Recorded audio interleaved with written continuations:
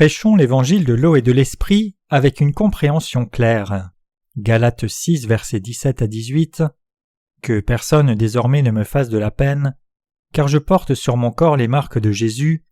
Frères, que la grâce de notre Seigneur Jésus-Christ soit avec votre esprit. Amen. Dieu dit de ne pas troubler Paul.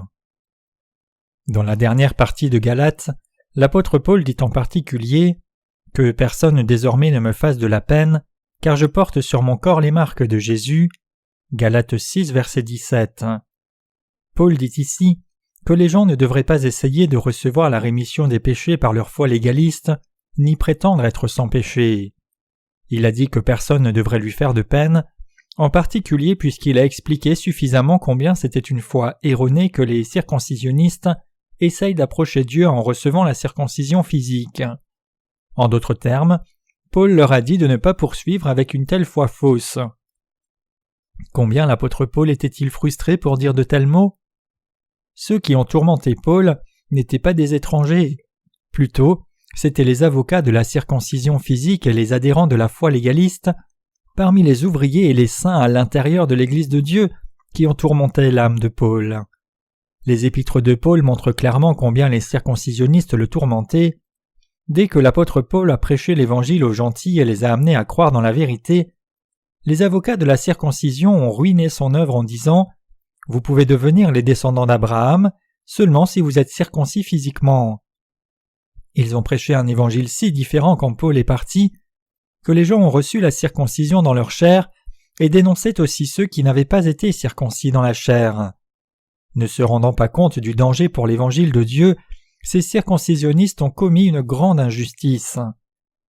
Paul souffrait le martyre en raison de telles personnes et leur dit « Que personne désormais ne me fasse de la peine. » Il disait « Ne me préoccupez pas avec cette question, arrêtez de vous diviser et de perdre votre temps avec des choses inutiles.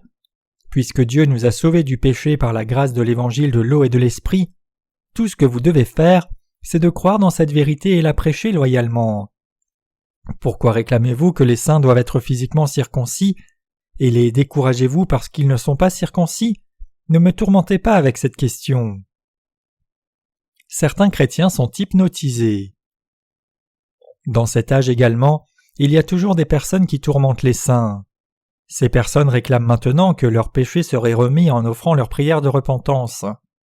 Après s'être hypnotisés, ils croient également qu'ils sont sans péché quoiqu'ils croient seulement au sang de la croix.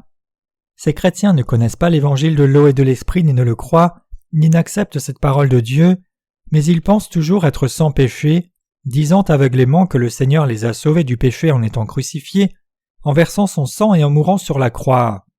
En induisant beaucoup d'autres à croire qu'ils sont sans péché, ils répandent un évangile imparfait. Les chrétiens d'aujourd'hui, avec la foi légaliste, se sont hypnotisés dans la notion erronée qu'ils ont été sauvés de leurs péchés. Accablés par leurs propres émotions et opacifiés par leur propre hypnose, ils croient qu'ils n'ont réellement aucun péché. En bref, ils insistent sur le fait qu'ils soient sans péché. Ils disent qu'ils n'ont aucun péché parce que Jésus les a sauvés du péché en versant son sang et mourant à la croix. Mais est-ce vraiment le cas? Il est vrai que ceux qui croient en Jésus correctement n'ont aucun péché. Cependant, seuls ceux qui croient que Jésus-Christ est venu sur cette terre et nous a sauvés des péchés par la vérité de l'évangile de l'eau et de l'esprit sont en effet sans péché. Et ceux qui croient seulement dans le sang de la croix? Leurs péchés ont-ils vraiment été effacés de leur cœur? Non. Ceux qui ont ce genre de foi se trompent, et le péché reste clairement dans leur cœur. Ils tourmentent Dieu le Père et Jésus-Christ, et ils tourmentent l'Église et les saints qui ont l'évangile vrai de l'eau et de l'esprit. Ils continuent à se tromper, sans se rendre compte même qu'ils tuent les personnes qui ne devraient pas mourir, et maintiennent en vie des personnes qui ne devraient pas vivre. Ézéchiel 13, verset 19. Leur foi est erronée. Beaucoup de chrétiens croient non seulement dans la doctrine de la repentance, mais également dans la sanctification incrémentale. La doctrine de la sanctification incrémentale enseigne que lorsque l'on croit en Jésus assez longtemps, le corps et le cœur sont changés graduellement pour atteindre la pleine sanctification. Une telle foi est erronée et légaliste. C'est parce que ces personnes ne connaissent pas l'évangile de l'eau et de l'esprit qu'elles croient que Dieu les a choisis, juste parce qu'elles ont cru en Jésus. Ce n'est qu'une foi égocentrique et trompée. Tout comme les circoncisionnistes avaient préoccupé l'apôtre Paul, aujourd'hui les adhérents de ce genre de foi causent de l'ennui spirituel aux serviteurs et aux saints de Dieu. Quelle œuvre juste Jésus-Christ a-t-il effectuée quand il est venu sur cette terre? En étant baptisé par Jean-Baptiste, Jésus a pris nos péchés et il a payé leur salaire en versant son sang et mourant à la croix. Il nous a délivrés du péché avec son baptême. L'apôtre Paul a dit que sa foi dans l'évangile de l'eau et de l'esprit était la marque de Jésus dans son corps.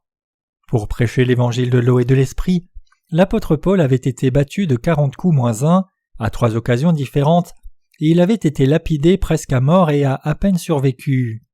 Dans nos cœurs, nous avons également la marque de la foi dans l'évangile de l'eau et de l'esprit, et dans nos corps également, nous avons la marque de la douleur spirituelle et physique que nous avons portée pour l'évangile de Jésus-Christ. Cependant, Paul a supporté des ennuis bien plus spirituels en raison des circoncisionnistes. Paul a eu la marque de la foi, croyant en Jésus qui est venu par l'évangile de l'eau et de l'esprit. L'apôtre Paul était un vrai serviteur de Dieu, parce qu'il a eu la marque de la foi dans la mort spirituelle avec Jésus-Christ et la résurrection avec Jésus-Christ. Sa foi dans l'évangile de l'eau et de l'esprit l'a incité à professer clairement que cet évangile est la seule vérité. Sa foi l'a également fait vivre pour cet évangile véritable, malgré des difficultés pour son évangile. Paul a eu ses marques de la foi. Comme j'arrive à la conclusion de mes sermons sur le livre de Galates, je voudrais clairement éclairer mon message. L'apôtre Paul témoigne clairement de l'erreur de ceux qui ont réclamé « Nous pouvons devenir le peuple de Dieu et les descendants d'Abraham si nous sommes circoncis ». La foi des circoncisionnistes parmi les saints de Galatie est incorrecte. La foi de l'apôtre Paul est récapitulée dans Galates 3 verset 27 où il dit « Vous tous qui avez été baptisés en Christ, vous avez revêtu Christ ». Ce passage de Galates 3 verset 27 est l'évidence très claire à laquelle Paul a cru et a témoigné, l'évangile de l'eau et de l'esprit. Voici l'évangile véritable auquel Paul a cru. Pourquoi l'apôtre Paul a-t-il mentionné le baptême que Jésus a reçu de Jean-Baptiste? C'est parce que Paul a cru dans l'évangile de l'eau et de l'esprit. Que veut-il dire par baptiser en Christ? Cela signifie de croire que nos péchés ont été transférés sur Christ quand il a été baptisé par Jean-Baptiste et que nous avons été purifiés de tous nos péchés par la foi. Naturellement, dans aucune épître de Paul nous ne pouvons trouver les mots « l'évangile de l'eau et de l'esprit » littéralement. Si l'évangile de l'eau et de l'esprit était explicitement énoncé de sorte que chacun le sache, pourquoi la Bible dit-elle que cet évangile est le mystère de Christ? Colossiens 4 verset 3. Dieu enseignerait-il l'évangile de l'eau et de l'esprit à ceux qui s'opposent à lui? Si c'était vous, ouvririez-vous votre trésor à vos ennemis? Naturellement pas. Dieu a enseigné l'évangile de l'eau et de l'esprit à ceux qui obéissent et suivent sa parole, mais aux autres, Dieu a caché cet évangile comme son mystère spirituel. Ésaïe 6, versets 9 à 10. J'espère que mes sermons sur le livre de Galates seront traduits aussitôt que possible et serviront de témoignage partout dans le monde bientôt. Ceci parce que le livre de Galates précise clairement les erreurs des circoncisionnistes et de cette manière, il permet à des chrétiens de se rendre compte de combien la doctrine de repentance qui règne dans le christianisme d'aujourd'hui est erronée. Le témoignage donné par Paul, c'est l'évangile de l'eau et de l'esprit, et seul cet évangile est la vérité. Par conséquent, n'importe quel évangile en dehors de l'évangile de l'eau et de l'esprit est un autre évangile. Galates 1 verset 6. Personne ne devrait prêcher un évangile différent. Pourtant, en dépit de ceci, les chrétiens d'aujourd'hui prêchent un évangile différent en disant « Croyez en Jésus comme vous voulez, tant que vous croyez que Jésus a versé son sang et qu'il est mort à la croix pour vos péchés, alors vous êtes enfants de Dieu. » Ils essaient de blanchir les âmes des personnes avec un demi-évangile, les faisant croire en Jésus alors qu'ils sont toujours pécheurs et qu'ils seront jetés en enfer.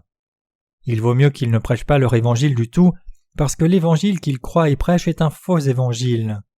Ainsi, plus ils prêchent leur évangile, plus ils finissent mauvais devant Dieu.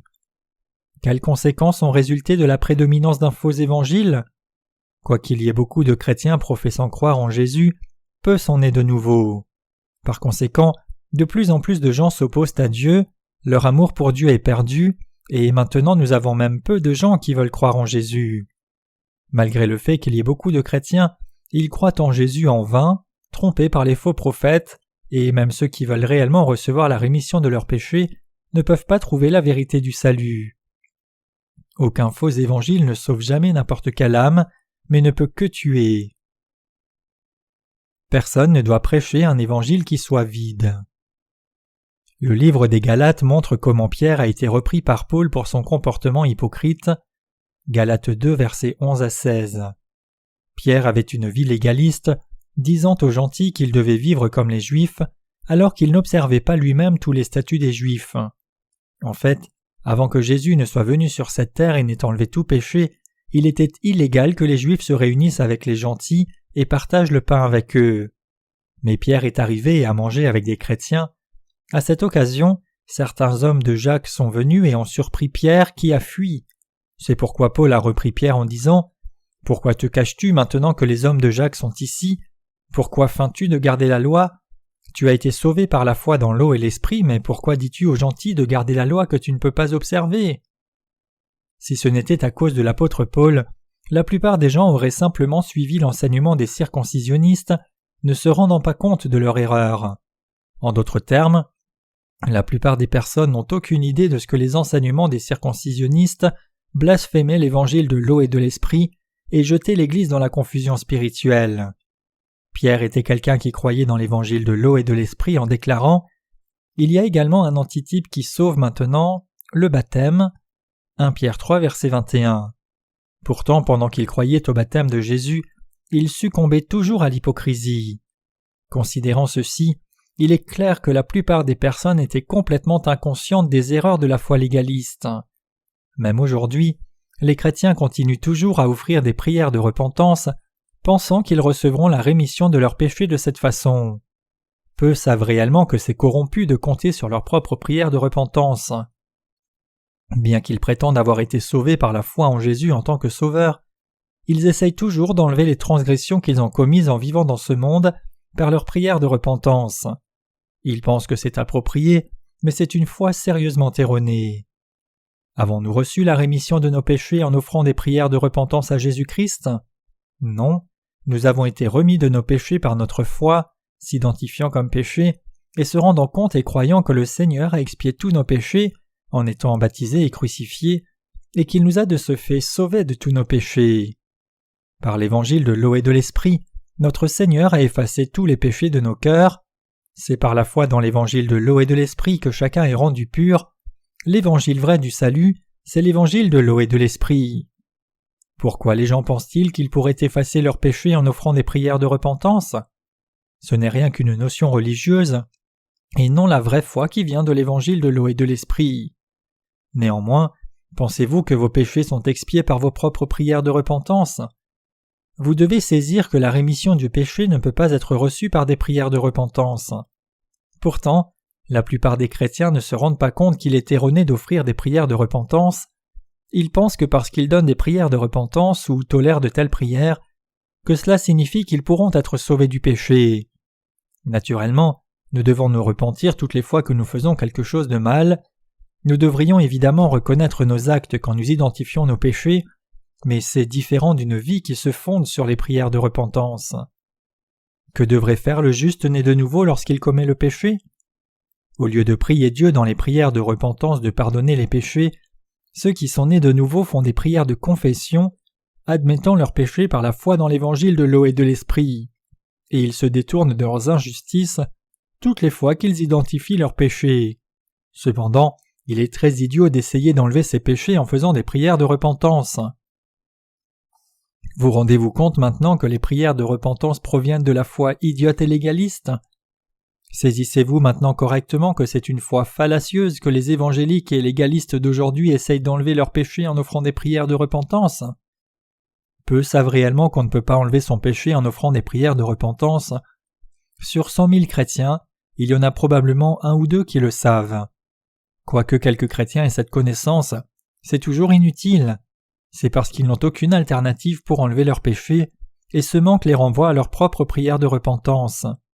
Leurs consciences ne peuvent que les accuser de leurs péchés, et ainsi ils ne peuvent pas le supporter, à moins de faire des prières de repentance. Ils ne peuvent que prier à Dieu. « Ô Dieu, j'ai péché, je prie ton pardon, s'il te plaît pardonne-moi encore, si tu me pardonnes je ne commettrai plus jamais un tel péché. » Ce genre de foi est la foi officielle dans le christianisme. une telle foi est basée sur la prétendue doctrine de la justification. C'est pourquoi l'apôtre Paul nous dit qu'il est erroné d'essayer d'enlever le péché en recevant la circoncision physique. Paul a dit « Que personne désormais ne me fasse de la peine ». Nous devons comprendre le cœur de Paul ici. Paul est allé jusqu'à dire ceci parce qu'il était préoccupé par les circoncisionnistes. Cette foi légaliste est arrivée jusqu'à nous. En conséquence, presque tous les chrétiens sont emprisonnés par la foi fallacieuse des prières de repentance, essayant d'être sauvés de leurs péchés par ce moyen, en vain. C'était une doctrine complètement fallacieuse que d'enseigner qu'on pouvait être un enfant de Dieu en recevant la circoncision physique. Ainsi, les chrétiens d'aujourd'hui doivent se rendre compte à quel point il est erroné de croire aux doctrines de repentance et de sanctification incrémentale, essayant d'être justes par cette foi dans le corps et l'esprit. Ils doivent saisir combien cette foi préoccupe Dieu et ses serviteurs, et ceux qui sont tombés dans de telles doctrines fallacieuses doivent se rendre compte qu'ils doivent être libérés aussitôt que possible de ces doctrines fausses et revenir à la vérité. Quelques commentaires sur les chrétiens d'aujourd'hui qui clament être sans péché, sans connaître l'évangile de l'eau et de l'esprit. Il y a quelques jours, alors que je me promenais, j'ai trouvé quelques évangéliques distribuant des brochures dans les rues. J'ai pris l'un de leurs journaux et je l'ai lu. Le titre disait qu'on pouvait devenir une personne juste sans péché si l'on croyait en Jésus. Mais j'ai été considérablement déçu par son contenu. Les fabricants de ce journal étaient ignorants de l'évangile de l'eau et de l'esprit. J'ai estimé qu'il aurait été meilleur qu'un tel évangile ne soit pas prêché du tout. Bien qu'il soit vrai que Dieu a expié tous nos péchés, ceci ne signifie pas que n'importe qui devrait aveuglément prétendre être sans péché, sans connaissance de l'évangile de l'eau et de l'esprit. Les péchés ne sont expiés qu'en croyant de cette manière, pourtant c'est ce que les évangéliques ont cru et prêché. Étant donné le fait que Dieu ait expié les péchés de l'humanité une fois pour toutes, avec la vérité de l'évangile de l'eau et de l'esprit, il est impératif de connaître Jésus-Christ en tant que Sauveur, qui est venu par cet évangile véritable, et de croire avec nos cœurs. C'est alors que nous devenons enfants de Dieu. Nous devons réaliser et croire dans cet amour de la vérité par lequel le Seigneur a expié nos péchés avec l'évangile de l'eau et de l'esprit. Quand les gens ignorant de la vérité d'évangile de l'eau et de l'esprit croient que Jésus a expié nos péchés à la croix, cela revient à s'hypnotiser pour croire dans leur propre illusion. Les évangéliques prêchent l'évangile, disant toujours que Jésus a expié tous nos péchés à la croix. Ils disent que puisque Dieu a expié tous leurs péchés sur la croix, ils sont rendus sans péché si seulement ils croient.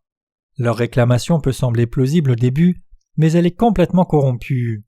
Nous devons réaliser ici que le fait qu'ils sachent les résultats de l'Évangile ne signifie pas que leurs péchés soient expiés, parce qu'ils demeurent ignorants de la vérité de l'Évangile de l'eau et de l'Esprit. La foi qui nous sauve du péché n'est pas de savoir seulement la réponse finale au salut, mais elle exige de savoir également le contenu de cette vérité. Pour recevoir la rémission du péché, on doit savoir que les deux points qui composent la vérité du salut et ses résultats, ne pas connaître la formule de la rémission du péché, sachant juste le résultat final, ne signifie pas que nous pouvons être sauvés. Jésus a dit « Vous connaîtrez la vérité et la vérité vous rendra libre » Jean 8, verset 32. Cependant, les évangéliques prêchent que les gens peuvent devenir sans péché par la foi en Jésus sans savoir la vérité d'évangile de l'eau et de l'esprit. N'est-ce pas frustrant? C'est pourquoi je suis ainsi exaspéré par la foi des évangéliques. La différence entre quelqu'un qui connaît la vérité de l'évangile de l'eau et de l'esprit et quelqu'un d'autre peut sembler infime, mais même une feuille de papier mise devant quelqu'un qui l'observe l'empêche de voir le monde. La différence entre connaître l'évangile de l'eau et de l'esprit et ne pas le connaître a des conséquences différentes. Le premier justifie, alors que le dernier mène seulement à demeurer pécheur. Les conséquences sont colossales. Selon cette différence, vous pouvez voir l'univers entier ou être complètement aveuglé. Telle est la différence entre savoir la vérité d'évangile de l'eau et de l'esprit ou non. Quiconque prêche l'évangile doit infailliblement savoir la vérité d'évangile de l'eau et de l'esprit et prêcher seulement cet évangile. Il doit croire dans la bonne et vraie formule qui nous mène au salut. Nous sommes sans péché si nous croyons en Jésus et prêchons l'évangile de l'eau et de l'esprit en entier. Tous ceux qui prétendent avoir été remis de tous leurs péchés, sans connaître même l'évangile de l'eau et de l'esprit, ont une fausse foi. Leur foi est entièrement incorrecte.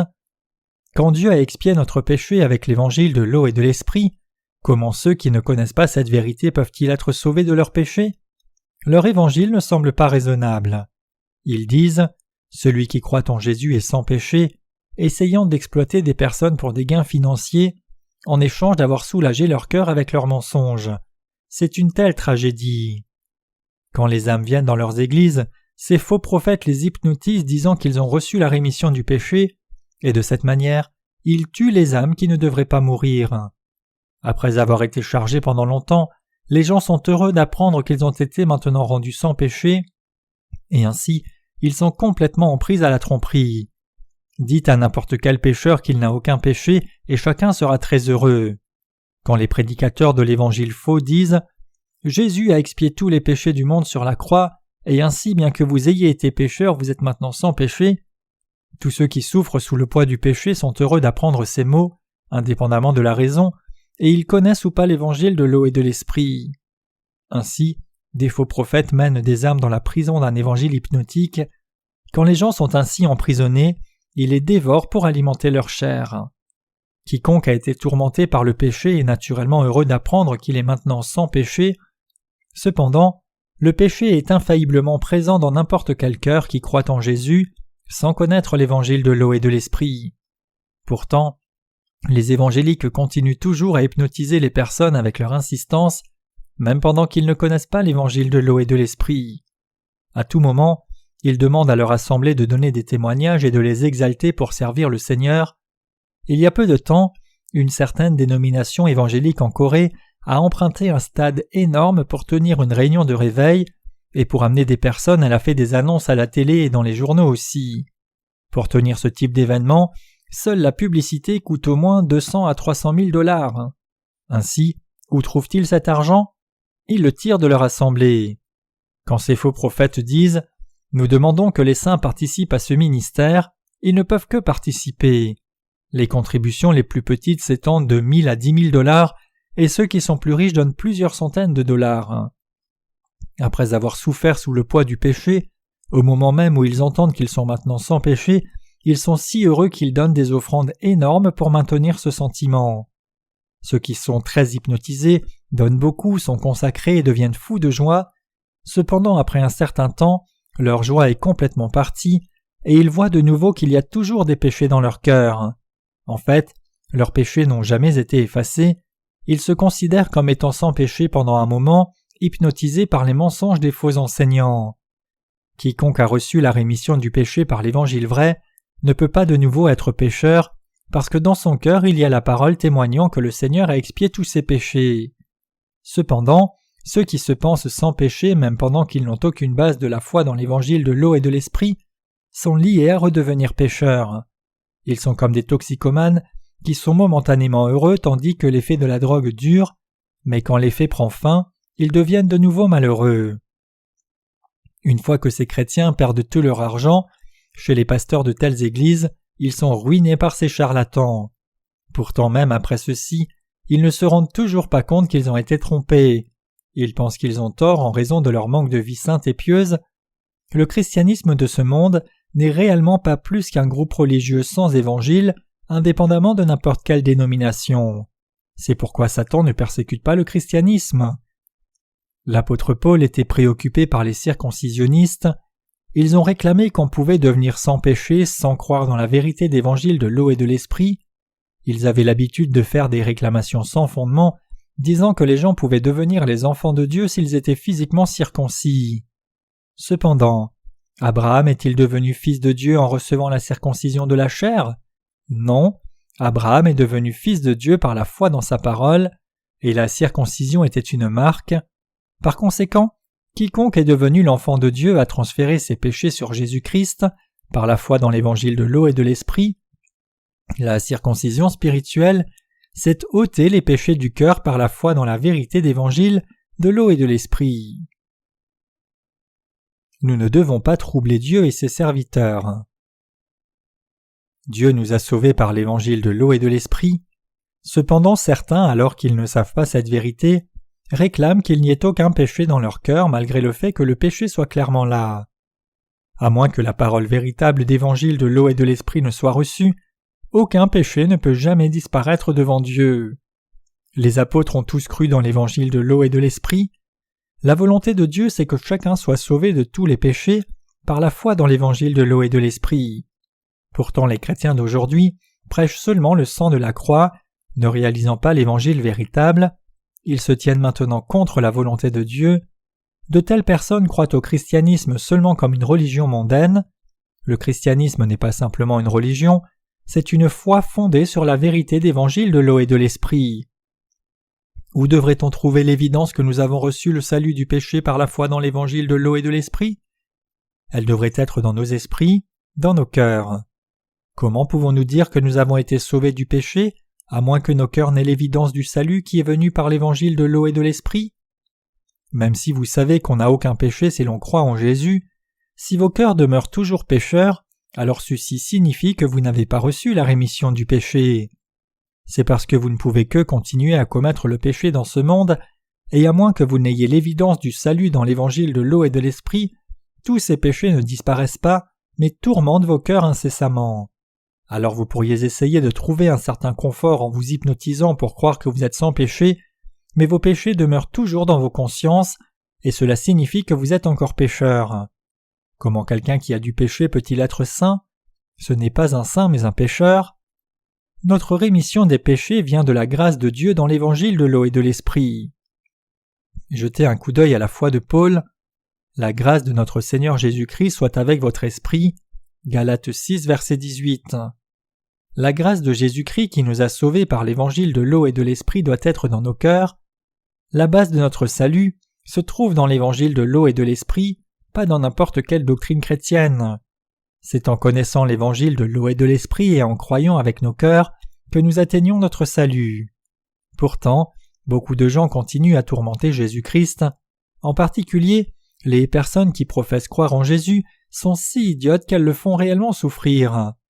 Des messages de gratitude pour le salut arrivent de partout dans le monde. Aujourd'hui, un pasteur du Pérou nous a contactés. Il a dit qu'en tant que pasteur, il avait pensé qu'il était sauvé, mais après la lecture de nos livres, il s'est rendu compte qu'il avait cru inexactement. Et il a dit dans sa lettre qu'il était d'accord de tout cœur avec nous, que Jésus a pris les péchés de toute personne de ce monde quand il a été baptisé, a versé son sang à la croix, et a de ce fait sauvé chacun partout dans le monde. Il était très franc en écrivant son message. Ce sont ces personnes honnêtes qui sont sauvées. J'espère que vous croyez tous en Dieu avec discernement, réalisant comment vous devriez vraiment croire et ce que signifie croire selon la volonté de Dieu. Croire en Jésus correctement selon la volonté de Dieu, c'est croire dans la vérité de l'évangile de l'eau et de l'esprit et être remis de tous nos péchés pour la gloire de Dieu. Je souhaite que les chrétiens ne deviennent pas des personnes qui tourmentent Dieu et Jésus-Christ. J'espère que chacun partout dans le monde aura le genre de foi qui satisfait Dieu. Mes chers croyants, considérons combien de personnes parmi les chrétiens tourmentent réellement Jésus. Ces personnes prétendent être sans péché quand elles croient seulement dans le sang de la croix. Ils ne connaissent ni ne croient dans l'évangile de l'eau et de l'esprit, mais ils insistent sur le fait que quiconque croit en Jésus est sans péché, sans réserve. Ce sont ces personnes qui tourmentent Dieu. Nous devons corriger de telles personnes. Seuls les saints qui savent la vérité de l'eau et de l'esprit peuvent les corriger. En Corée et dans le monde entier, c'est parmi les chrétiens que nous voyons tant de personnes préoccuper Jésus. Puisque le Seigneur nous a sauvés par l'évangile de l'eau et de l'esprit, c'est ce que nous devrions croire, mais beaucoup de gens considèrent leurs propres pensées et préoccupent Jésus. De telles personnes doivent se détourner de leur foi erronée. Ils doivent se repentir. Ceci ne signifie pas qu'ils devraient offrir des prières de repentance, mais ils devraient se détourner de leur foi erronée. La repentance vient de métanoïa en grec, qui veut dire faire demi-tour ou cœur changeant. C'est cela la repentance. Dire « je suis désolé » n'est pas la repentance. Faire des prières de repentance, c'est jouer avec des mots juste pour dire « je suis désolé ». Dieu nous a donné beaucoup de bénédictions à nous qui croyons dans l'évangile de l'eau et de l'esprit. C'est par la grâce de Dieu que nous avons pu réaliser beaucoup dans une période si courte. Nous avons pu effectuer ces œuvres parce que Dieu nous a donné la sagesse, nous a aidés et nous a bénis. Quand il s'agit de répandre l'évangile ou de soutenir ce ministère, chaque œuvre a été réalisée par la grâce de Dieu. Maintenant, nous qui avons reçu la rémission de nos péchés, avons le devoir de répandre cet évangile de Dieu à d'autres, car Dieu nous a sauvés. Et bien que nous soyons insuffisants, c'est une joie pour nous de mener à bien les œuvres de Dieu. Et ceux qui sont disposés servent l'œuvre de l'Évangile. Nous ne demanderons jamais n'importe quoi à quelqu'un qui considère l'œuvre de Dieu comme légèrement chère, gênante ou trop contraignante, et nous ne nous inquiétons pas à leur sujet. Je ne dis pas qu'il y a de ces personnes dans notre Église, mais je précise que l'œuvre de Dieu doit être servie de sa propre volonté et dans la joie. Parfois je vous demande de travailler, mais je le fais parce que vous et moi ne pouvons pas garder notre foi, à moins que nous ne fassions l'œuvre de Dieu. Quand le juste ne mène pas à bien les œuvres de Dieu, il finit par s'engager dans quelque chose d'absurde, et son cœur est corrompu et souillé. Leur cœur se transforme en quelque chose que Dieu ne peut pas employer. C'est pourquoi par l'Église, notre Seigneur nous donne à œuvrer, de sorte que nous le servions tout en gardant nos cœurs.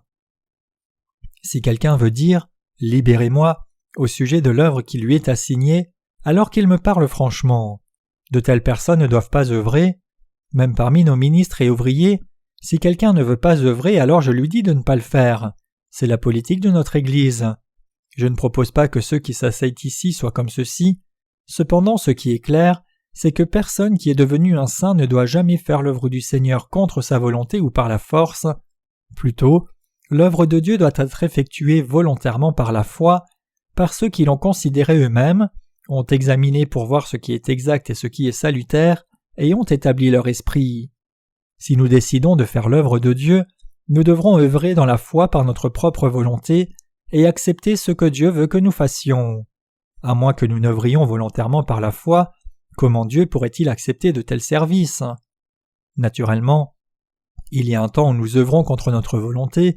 Pour être tout à fait honnête, alors que j'édite nos livres volontairement, dans une certaine mesure, une certaine partie est obligatoire pour moi. Pourquoi est-ce que je le fais? Parce que quelqu'un doit le faire. Quoique mon cœur soit heureux de servir le Seigneur de cette façon, c'est très difficile pour mon corps, et c'est pourquoi je dis que j'ai forcé sur moi. Puisque j'ai pris cette charge, je dois le faire, même après avoir passé une journée entière, il est rare de finir d'éditer un sermon simple. Après édition, je trouve toujours quelque chose d'insuffisant. Je ne suis pas bon à ce genre d'œuvre. Néanmoins, c'est bien que mes sermons tendent à être réitérés et qu'ils disent seulement ce qui est exact, sans n'importe quel non-sens. Naturellement, puisque c'est dur pour mon corps, c'est une lutte pour œuvrer, mais je suis maintenant devenu quelqu'un qui peut œuvrer dans la confiance dans l'évangile de l'eau et de l'esprit, et ainsi je mène à bien volontairement les œuvres qui me sont assignées avec un cœur joyeux. Il n'y a rien à faire sinon l'œuvre de Dieu. N'auriez-vous rien à faire si vous deviez cesser de faire ce qui vous a été assigné? Si vous ne serviez pas le Seigneur maintenant, que feriez-vous dehors dans le monde? Ne seriez-vous pas en train de commettre le péché? Vous vivriez une vie bien plus misérable que vos parents que vous avez dépréciés en disant « Je ne vivrai pas comme eux ». Je suis heureux. Êtes-vous également heureux? Je rends grâce à Dieu. Je ne pense pas qu'il reste beaucoup de jours pour prêcher l'évangile de l'eau et de l'esprit. C'est pourquoi je crois que nous devons prêcher l'évangile diligemment tandis que nous le pouvons. Comme un proverbe le dit, « Faites le foin tandis que le soleil brille », nous devons œuvrer tandis que nous pouvons encore œuvrer. C'est maintenant le moment où nous pouvons effectuer l'œuvre de Dieu. Vous et moi devons faire l'œuvre de Dieu maintenant.